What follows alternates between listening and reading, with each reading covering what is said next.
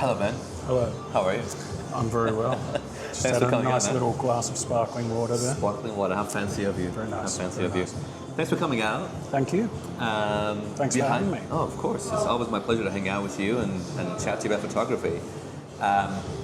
Episode 2, Behind the Frames. Number 2. Number 2.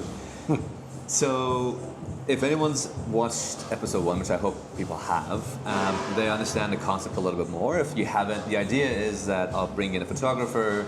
We're going to talk about either an active project they're on and 5 images, or just 5 images that I've picked to speak to. In this case, the lovely Ben has actually got a project that's sort of active, or you're kind of finished with it? As far as the shooting goes, as we were saying just before, I think I'm kind of finished with the shooting process. Yeah. Good. Okay. Yeah. So tell us about the project. What's the project? All right. So, I mean, anyone who's been to some of the last Sydney Rozu, which I was a part of, you'd have seen some images that are similar to these ones that we'll talk about.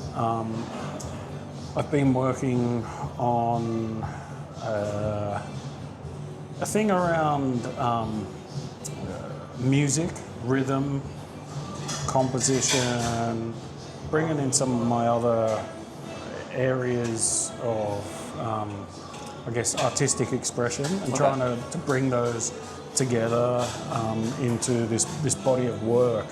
And it's called, well, this one's going to be called Rhythm First. It's going to be a book. Once I've finished with the selection process for the book, and once it's close to being ready for print, I'm going to compose an accompanying soundtrack, which will be a part of, you'll be able to download it from the book or so forth. That will work kind of my interpretation of my images and where I've been at throughout the process. Okay. Yeah, so hopefully we'll do a little exhibition with it as well, but first things first. Exactly. I can't wait. Yeah. I was going to ask you the reason behind kicking off this project specifically, but I think you touched on it a little bit around music, your background. Yeah. I mean, I guess the instantaneous on a real kind of basic level that I remember when I first started shooting the project, it was kind of based out of, I guess, a little bit of frustration with my own work. I was becoming a little bit bored with almost a directionless sort of thing. I was walking around Sydney with my wife and my young daughter at the time, and just walking back, and I was like, oh, you know what, I've been shooting today, I've not really got anything. I'm like 10 minutes from my home, and I was like, oh, you know what, I'm gonna experiment with slow shutter and intentional camera movement and see what I get. It was a bright sunny day, so everyone, that I shoot like a monochrome, and you've got to be really careful with your highlights. Once they're gone. So I've been used to shooting probably a little under, and being really wary of not wanting anything to be blown out. Yep. And I just took it all. I was just like, you know what? Sorry, you bleep that out. I was just like, I'm just going to go with it. And anyway, I shot for about 10 minutes on my walk home. Can I pick this up? Yeah. Let's start with that one, yeah. This one, if we're talking specifically this one, which I'm sure you can do the little... I put on the screen, Yeah, full screen it. That was shot on that 10-15 minute period walking home, and I started looking at it in Lightroom and stuff. I mean, that image is a crop. I'll throw my hands up. No secrets. I've got no secrets here. It's a crop. It's quite a big crop because I shoot on 28, so it's pretty tight. But I saw it, and there was a few in this where I sort of gone, oh, okay, I'm getting I'm getting a vibe here. And I looked at it and I was listening to some music at the time, and all of these things kind of just gelled together, and I was like, okay, there might be something in this. Awesome. And then I went on and expanded it and went with it a bit more. So we've already picked this up now. We're getting to the photos, and this is the first one you picked up, and it's one of my favorite. And like you said, it's from your first day of starting this project. What I love about this image is the fact that you've got this space up here. Mm-hmm. You can kind of make a face out of it. Yeah. It's darker part of the image. Yeah. It's supported by this lighter area around this, and then you've got a bit more. So you've almost got this like third, 1, 2, 3 layers to the image. So to me, it's really, really balanced. Yeah. Tell me why you picked this image. For today? Not for today, just in general. Just, you've kept it as part of your project. I kept it as part of the project. For much of the same reason, you know, like, to me, there's a musicality to it. Okay. But I don't know if this one fully hits that vibe for me as far as purely a musical thing. Okay. Because the other element that I'm bringing into this, with this intentional movement, the slower camera, there's an abstraction to it. And I think that living in Sydney, as you know, there's a multicultural aspect to a city. I mean, most cities have a fairly strong multicultural aspect, and the world's been a challenging place over the last few years. All sorts of challenges still ongoing, but at the end of the day, we're all humans are human. Yeah. You know, beneath the skin, we all have a heart. We all have a brain. Some people choose to use it in a slightly different way. But so there's something about the abstraction with my work, with this work, where I'm trying to break some of those barriers down as well. And that's what I think is a good depiction here, for me, anyway. Awesome. Yes, Ben. Well, we're going to go to the second image that we've got today. There's a lot going on here. There's so much to love about this. Obviously, the first thing to me that stands out is the open mouth in the top part of the screen. That's getting motion blur. But behind that, there's a couple of things that still got my attention. One is a lovely lady with beautiful hair. The way she's carrying herself with a lot of grace behind that face that's quite like staring you almost in the face. And then you've got the building in the background and the two other stuff. But for me, the way I look at this is this movement from the bottom up. That's what I see when I see this. This is really cool. What made you pick this image for your project? Well, I mean, again, I think when I shoot like this, there's a level of experimentation. Anyone that's shot slow shutter and intentional camera movement, you know, there's a lot of failure, more so than just a normal street photography style of failure. You know, you're talking about movement, you're trying to sync things up sometimes. If you think, especially about a slow shutter, a tracking shot like you see in sports or in motor racing a lot, I'm not really using that. I'm using that technique, but I'm not trying to freeze a subject and move the background. Sometimes that does happen, you know, and as you can see in this one, there are certain things in this which are kind of showing more focus than others. As you say, definitely the girl with the beautiful hair behind.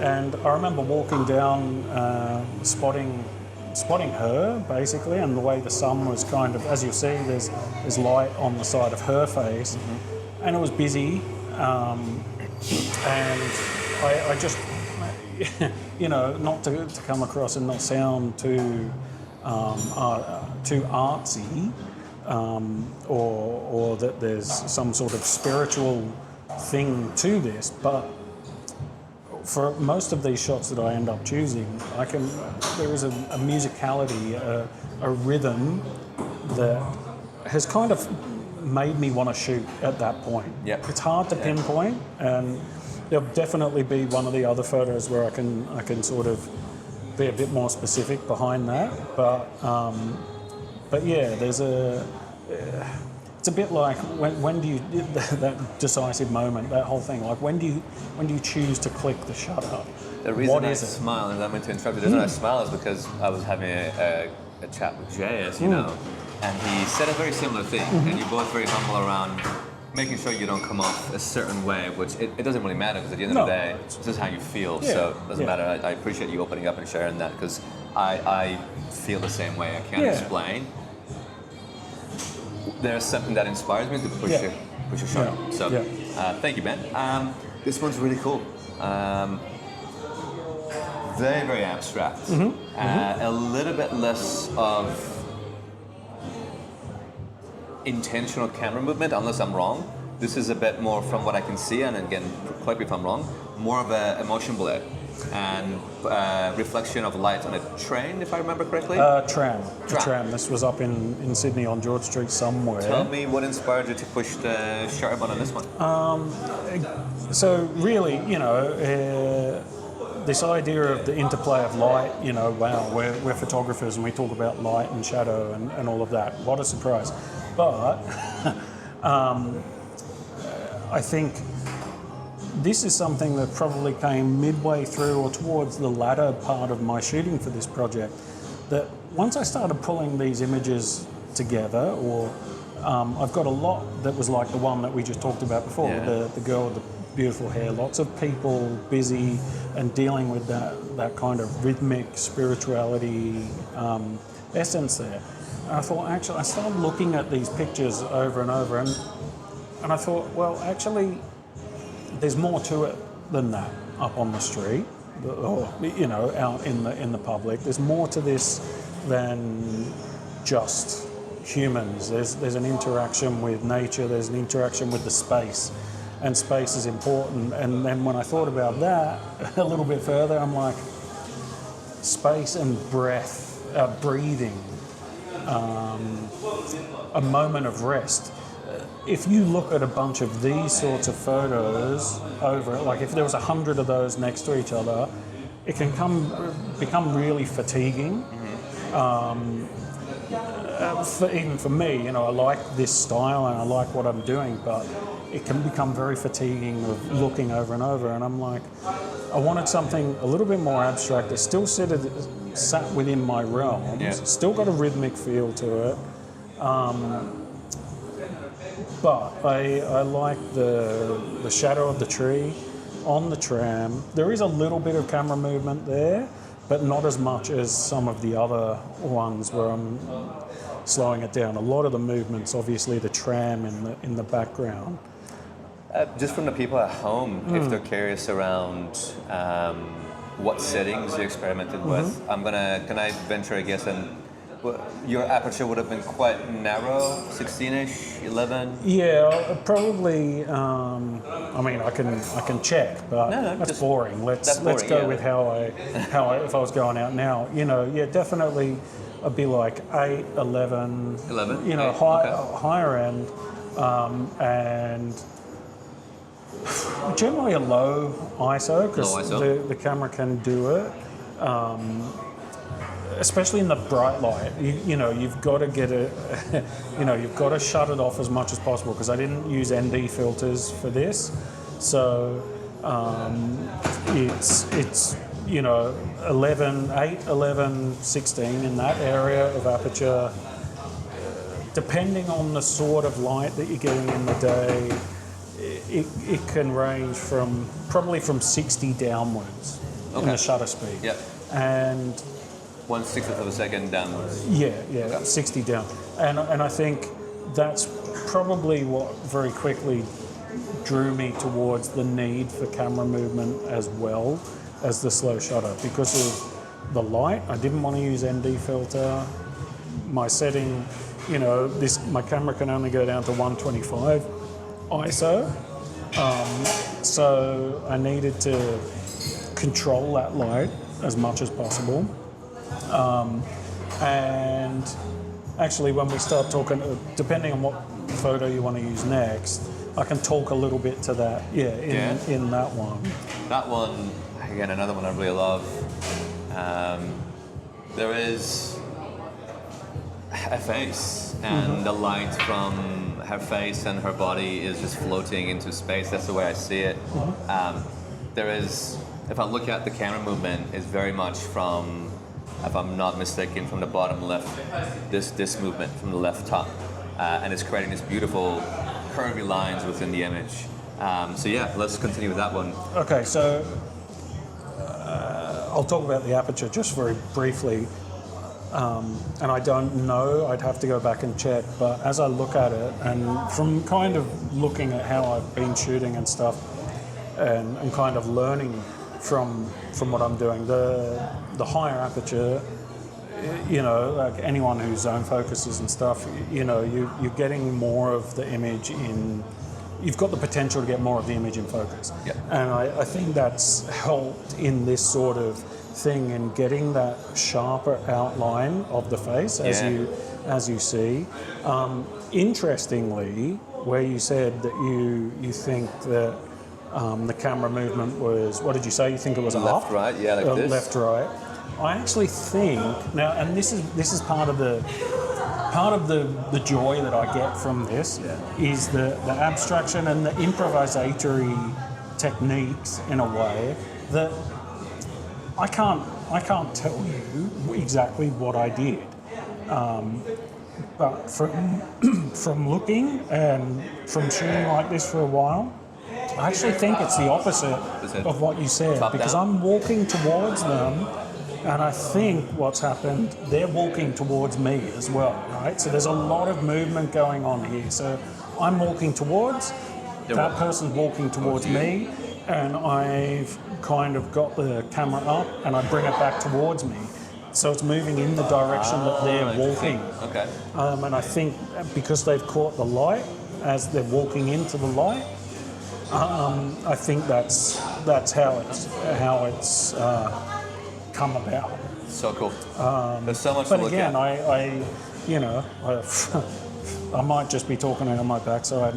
You might be right. It doesn't really neither here matter. nor there. I was just more curious. But the more I look at it, the more things I see in here. There's even a bit of her face in the lights towards. Anyway, it's so cool. These aren't the greatest prints either. I think when you see this one up on the screen, there's another person over here. There's someone there. Oh yeah. There's someone in here as well. Wow. But again, this one really does hit me in that rhythmic sense. You know, we're walking back and forth. We're walking towards one another. It was busy. I'm capturing that sense, and I just felt it. I'm like, okay, I've got this rhythmic feel. I'm going to shoot this scene because it wasn't just one shot. I would have taken a couple as I'm walking across, and just hope that something came of it. And if it didn't, it doesn't matter. I'll move on, keep shooting. Yeah. So last one, which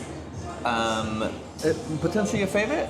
Oh no. I don't. You know, but it's not my favorite, really but it's one that I did want to. Yeah, it's one that I did want in there. And it's one that let me put it up for a second for everyone to kind of view, and I'll put this on again digitally on the screen. I was sharing with Ben before we started filming is the images I picked from Jay.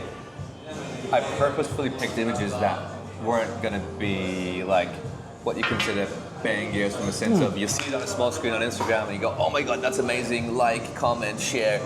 It's going to be something that you really need to spend some time with to understand, and there's a lot going on in this one. It's quite abstract, and tell me more about this. Like, what was going through your mind when you decided to put your shutter speed here? Because I can't make out much out of this image besides that there's a building on the top right-hand side, and a lot of lights, but I don't know what they're bouncing off of, if it's leaves or other things. So tell me more about this. So yeah, look, this was shot with an intention around the same time where the tram shot came in, and where I was not only focusing on, I guess, the rhythmic essence and interactions of people in Sydney. I was probably a little bit more aware. I was trying to open myself enough to pick up other things. Okay. And what this shot is, it's a bunch of pigeons being fed. On their town hall. Anyone who's shot up there in Sydney, you know, Heaps sometimes. of pigeons, It was an afternoon, the light's there. So what you're seeing, the white is it's a reflecting off birds flying. There was a lot of them there. So cool. Panic, that bird panic for snacks and stuff. There's someone in there who threw some food or whatever in there. And this one, look, birds and music, any sort of movement of natural animals and music, that's nothing new to link those and have inspiration musically with birds and flight. But the abstraction on this, there's a couple of shots from this that, again, it's a different level of image. So when you put them together, your eyes, yes, you're going to have to, you'd be like, oh, what is this? It's so abstract. But I feel like it's there where it's open to interpretation. Yeah, like I really don't mind what, some of these, there's enough information there to kind of be pretty sure you know what you're looking at, but then I want some of the work to kind of be, I have no idea, and it might take you, a conversation 5, 6, or a conversation to find out. Awesome. Thanks, Ben. That's all right. That was really good. Thank you for being here, and I honestly can't wait to see this all finished up. Yeah, me too. I saw 2 other images that is not in this video, and I can't wait. Super excited, man.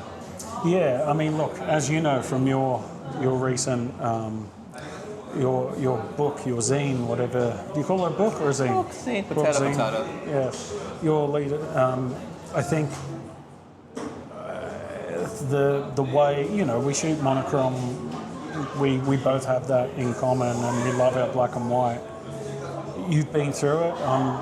It's a whole new door. Once it's sequenced, it's like, okay, now I need to find the right paper, the right format to present this. Absolutely. And it's a journey, and we go with it. But yeah, thanks, man. Thanks for having me again. This is always. Can't believe I'm number 2. It's unbelievable. You'll always win number 2, Ben. Always.